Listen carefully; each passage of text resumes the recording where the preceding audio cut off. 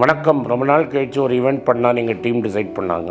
எங்கே ஈவெண்ட் பண்ணலான்னு டிசைட் பண்ணும்போது ஓமானுக்கு போய் ரொம்ப வருஷம் ஆகுது, ஓமானுக்கு போகலான்னு டிசைட் பண்ணாங்க. இந்த வாட்டி 15th மே அன்னைக்கு சலாலாலையும் 16th மே மஸ்கட்லேயும் ஈவெண்ட் பண்ணுறதா டிசைட் பண்ணியிருக்காங்க. ஸோ சலாலாலையும் மஸ்கட்லேயும் உங்களை சந்திக்கிறேன். இந்த வீடியோட டிஸ்கிரிப்ஷனில் அந்த கூகுள் ஃபார்ம் இருக்குது. அந்த கூகுள் ஃபார்ம் ஃபில் பண்ணி அனுப்பிச்சிங்கன்னா எங்கள் டீம் உங்களை கான்டாக்ட் பண்ணுவாங்க. வணக்கம், good morning, happy morning, wonderful morning. என்கிட்ட எல்லாரும் கேட்குறது ஃபயர் அப்படின்னு ஒரு கான்செப்டை பற்றி என்கிட்ட பேசுகிறாங்க. ஃபைனான்ஷியல் இண்டிபெண்டன்ஸ், ரிட்டையர் எர்லின்னு. வாழ்க்கையில் அவங்க என்ன மரம் வாங்கணும்னு தெரியாமல் மரம் வாங்குறாங்க. வாழ்க்கையில் நீங்கள் உயிரோடு இருக்கணும்னாலே உங்களுக்கு லைஃபுக்கு ஒரு பர்பஸ் வேணும். லைஃபுக்கு பர்பஸ் இல்லைன்னா வாழ்க்கையில் நீங்கள் உயிரோடு இருக்கவே முடியாது. மேன் சர்ச் ஃபார் மீனிங் அப்படின்னு ஒரு புஸ்தகத்தை விக்டர் ஃப்ராங்கல் எழுதினார். அவர் ஆஷ்விட்ஸில் அவர் பார்த்த யூதவர்களுக்கு நடந்த கொடுமைகளை வச்சு அவர் எழுதினார். அவர் ஒரு one of the last great psychiatrist of the Vienna school. அதில் லோகோ தெரப்பி அப்படிங்கிறத கண்டுபிடிச்சார். அதாவது ஒரு மனுஷன் பைத்தியம் பிடிச்சி பாய சுரண்டாமல் இருக்கிறதுக்கு அவனுக்கு லைஃப்பில் ஒரு மீனிங் வேணும். அந்த மீனிங் இருந்தால் தான் வாழ்க்கை சுவாரஸ்யமாக இருக்க முடியும் அப்படிங்கிறத அவர் சொல்கிறார். மனுஷனோட ஸ்பிரிட்டு எவ்வளோ ஸ்ட்ராங்காக இருந்தால் ஆஷ்விட்ஸ்லேருந்து சர்வைவ் பண்ணி கூட இவ்வளோ பேர் வந்தாங்கன்னு. எப்போதுமே நம்ம ஃப்யூச்சரை பார்த்துக்கிட்டே இருப்போம். அந்த ஃப்யூச்சரை நம்மளால் கரெக்டாக ப்ரெடிக்ட் பண்ண முடியாது. அந்த விஷயம் எப்போதும் கரெக்டான சமயத்தில் கரெக்டாக ரைட்டாக வேலை செய்யணுங்க. அந்த புக்கில் ஒரு எக்ஸாம்பிள் வரும். ஆஷ்விட்ஸ் டெத் கேம்ப்லேருந்து ரெஸ்ட் கேம்ப்புன்னு ஒன்று கூட்டின்னு போவாங்க. இவர் ஒரு டாக்டர்னால மருந்து இல்லாமல் டைஃபாய்டு அது மாதிரி வியாதிகள் வந்ததுன்னா அந்த பேஷண்ட்ஸை பார்க்குறது இவரோட வேலை. இவர் அந்த கேம்ப்லேருந்து அந்த ரெஸ்ட் கேம்புக்கு மாற்றுவாங்க. இவருக்கு ஒரு ஃப்ரெண்டு இருப்பான், ஆட்டோன்னு. ஆட்டோட்டவன் சொல்லுவான், நான் அந்த கேம்புக்கு போகிறேன்னு. ஆட்டோ கெஞ்சுவான், நீ போகாதடான்னு.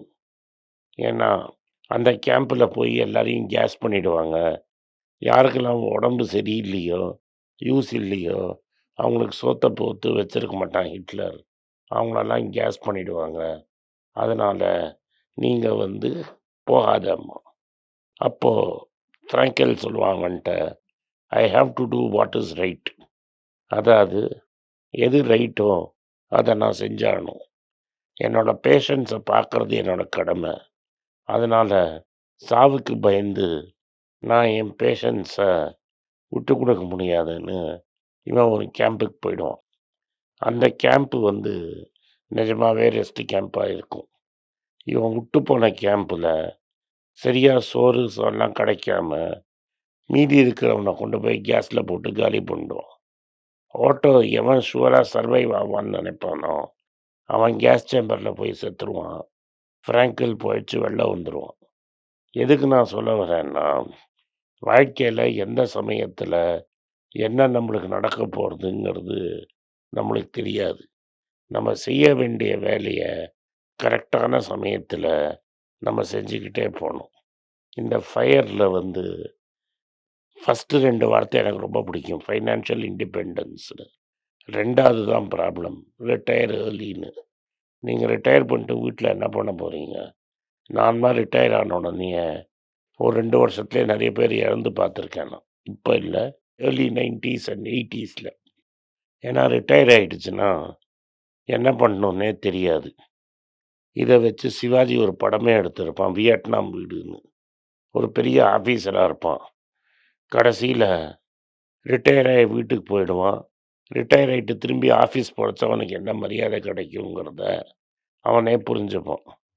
ஸோ இந்த வியட்நாம் வீடு பார்த்தீங்கன்னாலே ரிட்டையர் ஆனால் ஒரு மனுஷனுக்கு என்ன நடக்குங்கிறத நீங்கள் புரிஞ்சுப்பீங்க. நம்ம வாழ்க்கையில் நீங்கள் ரொம்ப நாள் உயிரோடு இருக்கணும்னா உங்களுக்கு வேணுங்கிறதுக்கு உங்களுக்கு ஒரு sense of meaning and sense of purpose இருக்கணும்.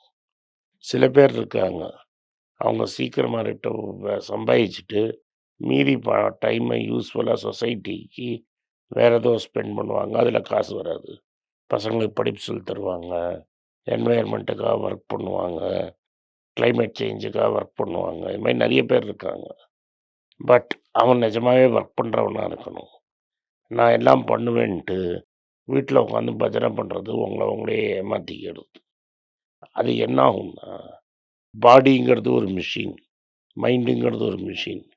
மிஷின் யூஸ் பண்ண தான் கரெக்டாக வேலை செய்யும்.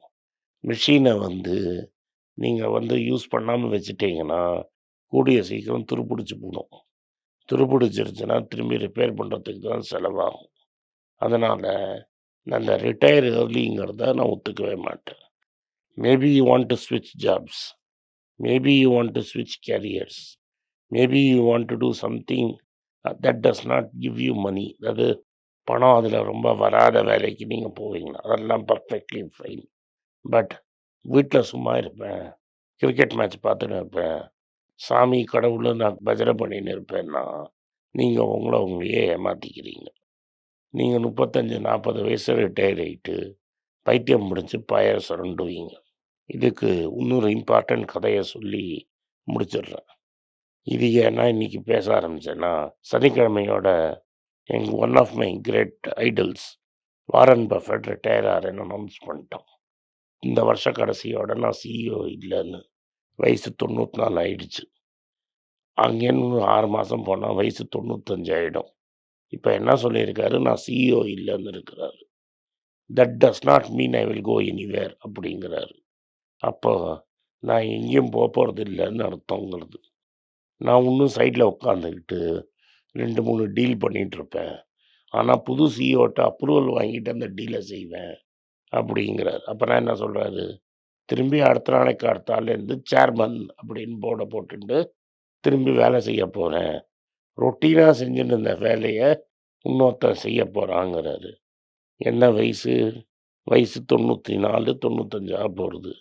கையில் எவ்வளோ பணம் இருக்குது, $168 பில்லியன் இருக்குது. இது வரைக்கும் தானம் கொடுத்தது எவ்வளோ, $200 பில்லியன். அவரை பற்றி ஒருத்தன் சொன்னான் இந்த போன வாரம். அவர் 50s லேட் 60s பில்லியன் ஆனார். ஏர்லி 60s 60 வயசில் 1 பில்லியனோ 2 பில்லியனோ வச்சு அவர் ரிட்டையர் ஆகியிருந்தா இன்றைக்கி யார் வாரன் பஃபெட்னே நம்மளுக்கு தெரியாது. 60 வயசில் கேரியரை ஸ்டார்ட் பண்ணி 95 ரிட்டையர் ஆனதுனால்தான் உங்களுக்கு பஃபெட் யாருன்னு தெரிஞ்சுது. அதனால்தான் அவன்கிட்ட $348 பில்லியன் இருக்குது. ஃபெடரல் ரிசர்வோட பாண்ட்ஸ் இருக்குது, அது இருக்குது, இது இருக்குது. இந்த கம்பெனியை வாங்கிட்டான், அந்த கம்பெனியை வாங்கிட்டான்னு தெரியுது. நீங்கள் ரிட்டையர் ஏர்லிங்கிறது 32 வயசில் ரிட்டையர் ஆகிறேங்கிறீங்க. நார்மலாக கவர்மெண்ட்டோட ஸ்டாண்டர்ட் ரிட்டையரிங் ஏஜ் 58லேருந்து 60 வயசு. 58 இருந்தது, இப்போ 60 வயசு ஆக்கியிருக்காங்க. ஆனால் 60 வயசில் தான் இவனுக்கு கேரியரே ஆரம்பிச்சதுன்னு உங்களுக்கு புரியணும். 60 வயசில் முதல்ல ஆனுவல் ஜெனரல் பாடி மீட்டிங் கூப்பிட்டா முதல்ல 2 பேர் தான் வந்தாங்க. பல வருஷம் கழித்து 5 பேர் 10 பேர் வந்தாங்க. நேற்று 40,000 பேர் வந்தாங்க. நீங்கள் என்ன புரிஞ்சுக்கணும்னா, கடைசி நாள் வரைக்கும் நீங்கள் வேலை செஞ்சு தான் ஆகணும். சாக்ரட்டிஸை பாய்சன் குடிக்கிறதுக்கு கூட்டிகிட்டு போகிற, ஹெம்லாக் பாய்சன் கூப்பிட்டு போகிற வரைக்கும் அவர் பேசிகிட்டு இருந்தார், படிச்சுட்டு இருந்தார், அட்வைஸ் கொடுத்துட்டு இருந்தார். அதே மாதிரி தான் கடைசி நாள் வர வரைக்கும் நீங்கள் வேலை செய்யணும். இந்த பாடத்தையே நீங்கள் பஃபெட்டன் கற்றுக்கிட்டேன்னா அவர் கரெக்டாக வேலை செஞ்சுருப்பார். டாட்டா 75 வயசு ரிட்டையர் ஆனாலும் கம்பெனியில் என்ன நடக்குது, அடுத்த சிஇஓ என்ன பண்ணுறான், எவனை எப்படி ஹேண்டில் பண்ணணுங்கிறத கடைசி நாள் வரைக்கும் பார்த்துட்டு இருந்தார். அதனால் இந்த ஃபைனான்ஷியல் இண்டிபெண்டன்ஸ் வேணால் நம்ம ஆசைப்படலாம், ஆனால் அந்த ரிட்டையர் ஏர்லிங்கிறத மறந்துடுங்க.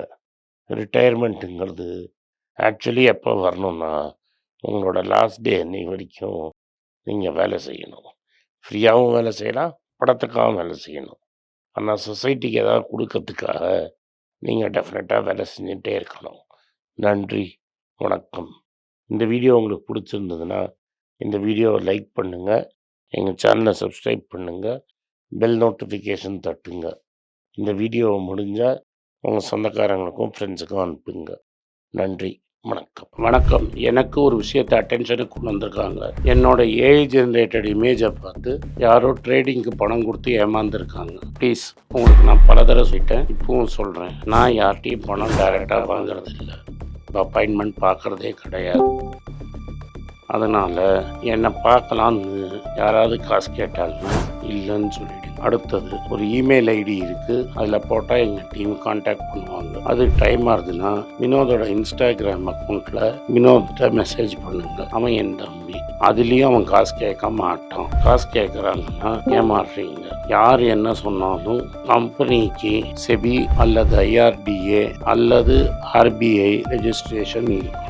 இந்த 3 ரெஜிஸ்ட்ரேஷன் ஏதாவது இருந்தால் தான் உங்களோட பணத்தை நீங்கள் கொடுக்கணும். நீங்கள் இன்கேஸ் ஆஃப் இன்சூரன்ஸ் டைரெக்டாக இன்சூரன்ஸ் கம்பெனிக்கு தான் கொடுக்கணும். இன்கேஸ் ஆஃப் ட்ரேடிங் நீங்களே புரோக்கர்கிட்ட போட்டு ட்ரேட் பண்ணணும். மியூச்சுவல் ஃபண்டும் கம்பெனிக்கு தான் கொடுக்கணும். த்ரூ எக்ஸ்சேஞ்சு நீங்கள் வாங்கிக்கலாம். இதெல்லாம் எதுக்கு நான் உங்களுக்கு சொல்கிறேன்னா, யாரையாவது சொல்கிறாங்கன்னு நம்பி ஏமாறாதீங்க.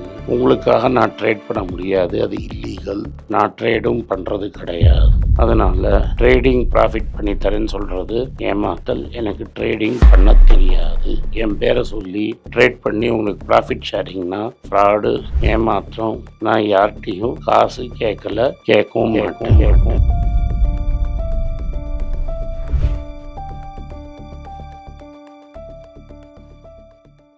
உங்கள் பேராதரவுக்கு மிக்க நன்றி. நான் டோட்டலாக 5 புஸ்தகங்கள் எழுதியிருக்கிறேன். 3 ஆங்கிலத்தில் எழுதியிருக்கிறேன். அதில் 2 தமிழாக மொழிபெயர்த்துருக்காங்க.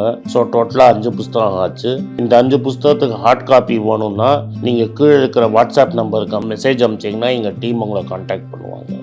இந்த 5 புஸ்தகங்களில் 3 புஸ்தகம் கிண்டலில் இருக்குது. அமேசானில் கிண்டலில் வாங்கணும்னு ஃபீல் பண்ணுறவங்க நேராக கிண்டலில் வாங்கிக்கலாம். தமிழ்லேயே யாராவது ஃபைனான்ஸ் நியூஸ் படிக்கணும்னு ஃபீல் பண்ணிங்கன்னா தயவுசெஞ்சு moneypage.com விசிட் பண்ணுங்கள்.